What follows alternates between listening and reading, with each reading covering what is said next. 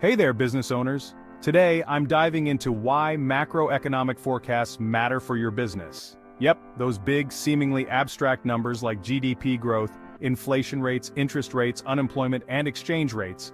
Let's break them down and see how they can be your best friends in strategic planning.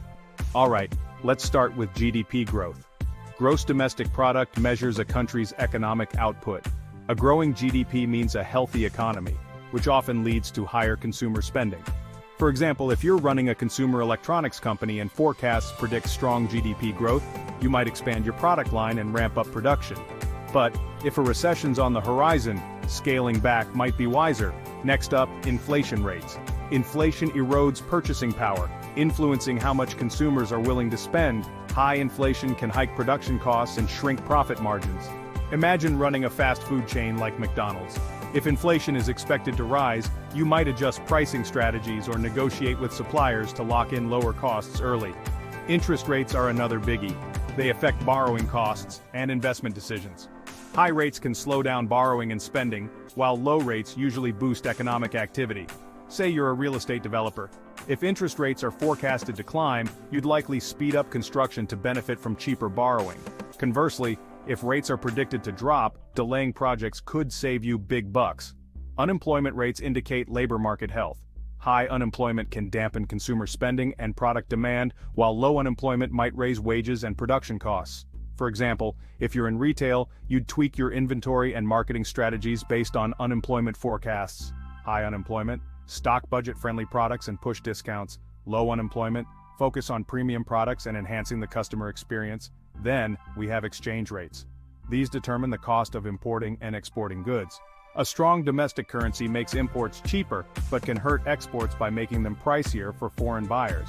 Take a global automaker like Toyota, for instance. They'd monitor exchange rate forecasts closely to adjust pricing and production strategies accordingly. So, how do you incorporate these macroeconomic forecasts into your decision-making? First, scenario planning. Develop multiple scenarios based on different outcomes, like high inflation, recession, or a booming economy, and create contingency plans for each. This keeps you flexible and ready to adapt. Think of an airline like Delta, which might create scenarios based on varying fuel prices. High fuel prices, cut less profitable routes. Low fuel prices, expand routes and offer competitive pricing. Next, risk management. Identify potential risks from macroeconomic changes and develop strategies to mitigate them. This could mean hedging against currency fluctuations or adjusting capital expenditure plans. A multinational like Procter & Gamble might use forward contracts to lock in exchange rates, safeguarding against volatility. Finally, strategic investments. Use macroeconomic trends to guide long-term investments in technology, infrastructure, or new markets. A tech giant like Amazon might expand cloud computing services in regions with strong economic growth forecasts, anticipating a surge in demand. Incorporating macroeconomic forecasts into your planning and decision-making processes is crucial to navigate uncertainties and seize opportunities. Stay informed, stay agile, and your business will be better positioned to thrive in any economic climate.